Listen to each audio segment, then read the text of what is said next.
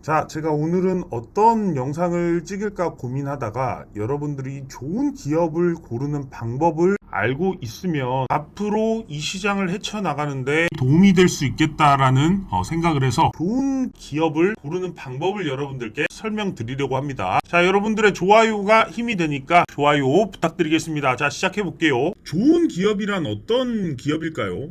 한번 생각을 해볼게요. 자, 당연히 이익을 많이 남기는 기업이 좋은 기업이 아닐까요? 자, 보시면 최근에 엔비디아의 매출을 살펴보겠습니다. 여기 보시면 엔비디아의 분기별 매출이 2023년도 1분기부터 지속적으로 증가하는 이런 모습을 보이실 수가 있는데요. 자, 그에 따라서 주가도 자연스럽게 이렇게 올라가는 모습을 볼 수가 있어요. 자, 그렇기 때문에 좋은 기업은 당연하게 이익이 늘어나는 기업이 될 겁니다. 여기 보시면 기업은 일단 태어납니다. 자, 태어나서 성장을 해요. 자, 성장을 하면 어느 정도가 되면 성숙기에 접어듭니다. 그렇게 되면 이렇게 있다가 또 한 번 성장을 하면 다시 이렇게도 가요, 기업이. 자, 그래서 이 구간에 있을 때 우리는 기업을 성장주라고 표현을 하고, 자, 이런 기업이 이런 구간에 있을 때는 가치주라고 표현을 해요. 이게 다시 성장을 하게 되면 성장주가 되는 거고, 아니면 가치주로 남아있겠죠. 자, 그렇기 때문에 기업이 성장을 할 때는 우리가 직관적으로 알아볼 수 있는 지표가 있습니다. 자, 그것이 바로 ROE라는 지표예요. 자, 그러면서 기업이 성장을 다 하게 되면 성숙기에 접어들 텐데, 이럴 때는 주가적인 수혜가 별로 없죠. 그렇지만 안정적인 투자처는 될 수 있어요. 그렇기 때문에 기업이 성장을 할 때는 주가적인 수익을 여러분들한테 많이 주지만 대신 배당이 적은 부분이 있어요. 그런데 기업이 성숙을 하게 되면 그 다음부터는 주가가 안정적이기 때문에 여러분들한테 줄 가치가 없습니다. 그렇기 때문에 가치주는 여러분들한테 과거의 성장주로 불리고 여러분들한테 배당을 많이 주는 경향이 있습니다. 자, 그래서 우리가 잘 성장하는 걸 성장주라고 부르고 잘 성장을 해서 배당을 잘 주는 기업을 가치주라고 부르는데, 자, 이런 기업들이 좋은 기업입니다. 자, 그러면 부식님, 성장주랑 가치주는 알겠는데, 자, 어떤 성장주를 골라야 되고 어떤 가치주를 골라야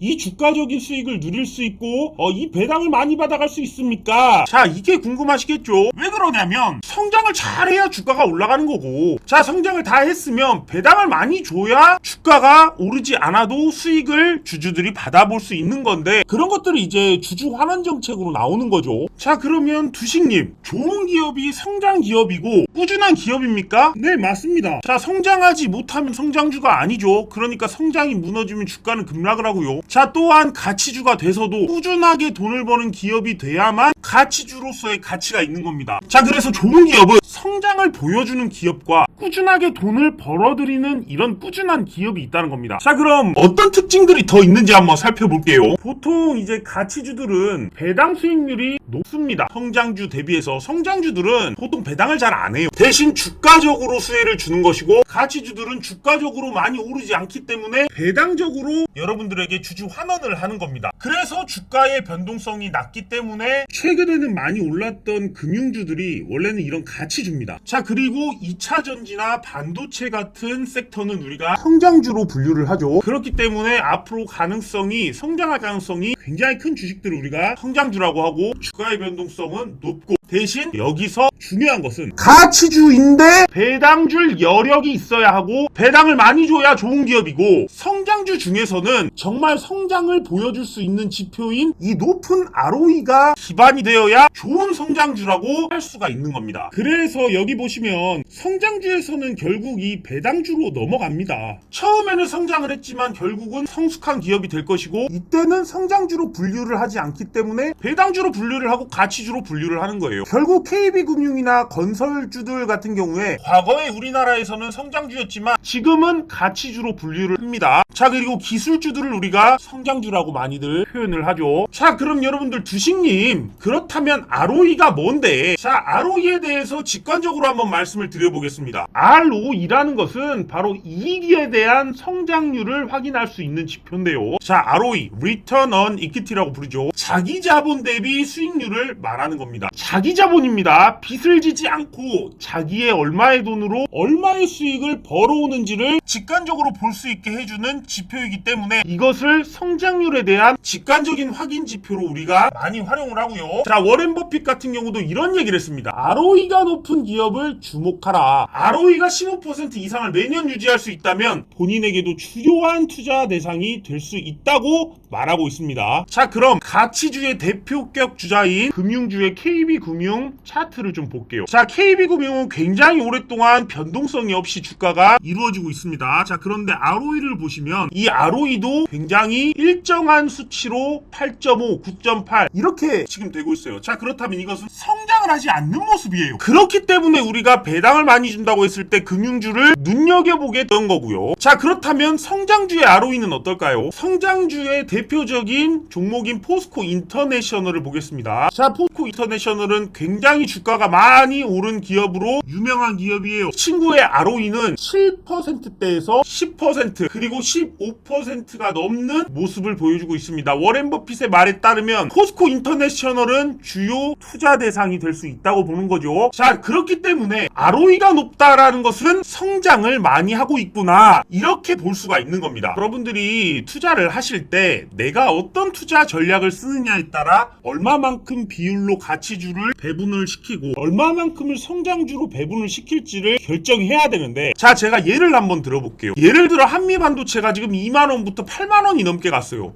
그럴 때 지금 고속 성장을 한 거죠. 그런데 과연 이 한미반도체가 계속 올라갈까요? 어느 정도 되면 주가가 멈추고 이런 모습을 보여줄 겁니다. 자, 그럼 이 구간에 가면 결국은 한미반도체라는 성장주도 배당을 하면서 주주들에게 환원을 하는 방식을 쓸 거예요. 그렇기 때문에 성장할 때는 주가적인 측면으로 주주들에게 환원을 하는 거고요. 자, 어느 정도 성장을 이룬 다음에는 배당을 통해서 너희들에게 주가적인 수익을 크게 줄 수는 없지만 지속적으로 우린 꾸준하게 배당을 줄게. 그리고 주가가 내려가면 자사주 매입을 하고 자사주 소각을 하면서 주가를 다시 부양해 놓을게. 이런 것들이 바로 주주 환원 정책입니다. 그러니까 최근 밸류업 프로그램이라고 한국 증시에서도 본격적으로 이제 시행하는 K증시 밸류업이 있습니다. 자, 여기서 그런 말들이 그런 거예요. 배당을 한다. 자, 그리고 자사주를 한다. 자, 이런 것들이 바로 주주 환원을 함으로써 우량한 종들도 지속적으로 주가 부양을 하도록 만들고 배당을 통해서 국내 주식에 투자해도 이런 수혜를 받을 수 있다는 걸 전 국민들에게 알리게 되는 계기가 됐기 때문에 저는 이런 기회를 통해서 한국 증시가 한 발 더 앞서 나가는 계기가 될 수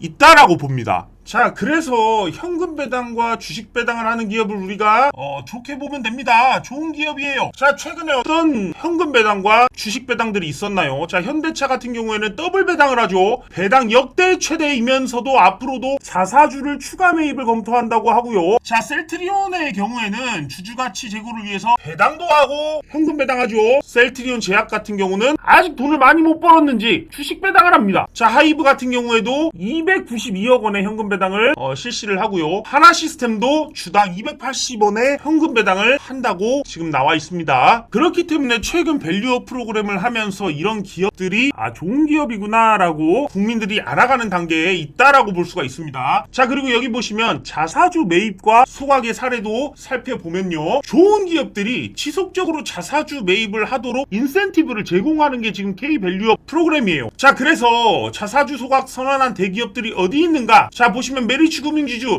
주가 계속 올라가고 있죠. 자, 미래에셋 증권 어떻게 돼요? 주가 굉장히 올랐죠. 이런 것들이 주주 환원을 잘하는 것에 이제는 수급들이 반영이 된다는 겁니다. 그러면 두식님, 왜 자기 주식 매입, 자사주 매입과 소각을 하면 주식 가격이 오릅니까? 라고 보죠. 자, 시중에 있는 주식을요 실제로 매수를 해요. 매수를 한 다음에 없애버려요. 그러면 시가총액은 똑같은데 주식수가 내려가니까 가격이 올라가야지. 그래야지 시총이 맞춰지잖아요. 그렇기 때문에 이 자사주를 매입하고 소각을 해버리면 주식 가격이 오른다는 이 귀결이 나옵니다. 그래서 우리가 주주환원 정책으로 자사주를 매입하고 소각해라, 이런 것들이 나오는 것이죠. 그런데 배당을 하려고 해도, 자사주 매입하고 소각을 하려고 해도 결국은 필요한 게 뭡니까? 결국은 필요한 게 돈이에요. 이익잉여금. 이익잉여금이 있는 기업들만이 배당도 할 수 있고 자사주도 소각할 수 있는 겁니다. 자, 이게 다 상법에 반영이 되어 있기 때문에 결국은 우리는 어떤 좋은 기업을 볼 때 이익 이익잉여금이 얼마인지를 확인을 하고 보셔야 됩니다. 자, 그럼 이익잉여금이 무엇이냐? 자, 바로 기업이 얻은 순이익 중에서 배당이나 재투자로 사용되지 않고 남겨진 금액을 이익잉여금이라고 합니다. 자, 조금 더 디테일하게 말씀을 드려보면 이 이익잉여금은 매년 당기순이익이 있어요. 자, 그 중에 어떤 것은 재투자로 들어가고 어떤 것은 배당으로 나갑니다. 그리고 남겨진 금액을 이익잉여금이라고 해요. 이런 것들이 매년 모여서 이익잉여금은 누적된 수치로 기록이 됩니다. 그렇기 때문에 현대차의 이익잉여금이 87조가 있어요. 지금까지 87조를 잘 모아왔다는 겁니다. 그리고 지금까지는 현대차가 성장을 했지만 이제 성장을 해서 돈을 벌었으니 주주들에게 더블 배당을 하겠다 그러고 있는 겁니다. 자, 그러니까 현대차는 최고의 기업이 된 거예요. 좋은 주식이 하는 거예요. 여기 보시면 이익잉여금이 삼성전자의 경우 342조 원이 있습니다. 자, 여기 연결 재무상태표에서 이익잉여금 칸으로 가보면 342조의 이익잉여금 재원이 있다는 거예요. 현대차의 경우 87조 원의 이익잉여금 재원이 있다는 거예요. 이런 돈들이 있어야만 배당을 할 수 있고 자사주를 매입하고 소각할 수 있게끔 상법에서 정해놨기 때문에 이런 이익잉여금들이 증가하는 기업을 우리는 좋은 기업이다라고 볼 수가 있는 겁니다. 자, 여기 보시면 KB금융 이익잉여금도 31조 원이나 있죠. 자, 그렇기 때문에 이런 돈들이 있기 때문에 배당을 할 수 있겠다. K밸류업 프로그램에서 대장주가 될 수 있겠다. 이렇게 볼 수가 있는 거죠. 자, 이렇게 상법에서 현금 배당과 주식 배당은 이렇게 하라 라고 되어 있습니다. 자, 이익 배당 같은 경우에는 대차대조표의 순자산액으로부터 다음의 금액을 공제한 액을 한도로 하여 이익 배당을 할 수 있다고 하는데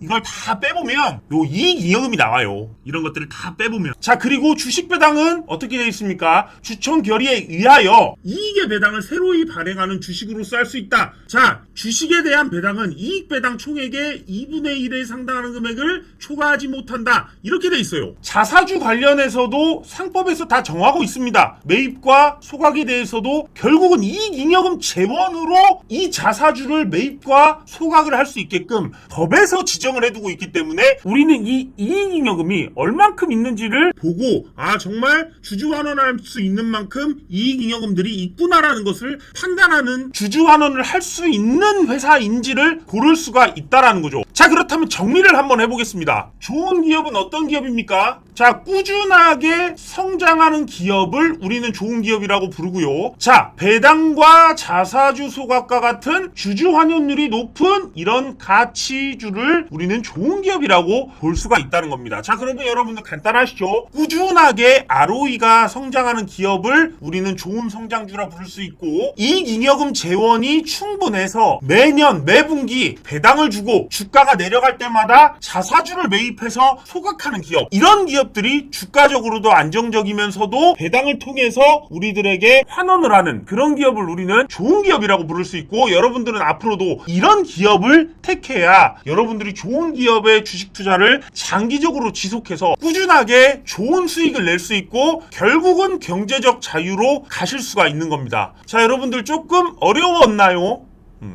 그래도 내용 괜찮으셨죠? 자, 여러분들 좋아요가 저에게 더 좋은 영상을 찍게 하는 힘이 된다는 거 말씀드리면서 오늘 영상 여기서 마무리 짓겠습니다. 끝까지 시청해주셔서 감사합니다.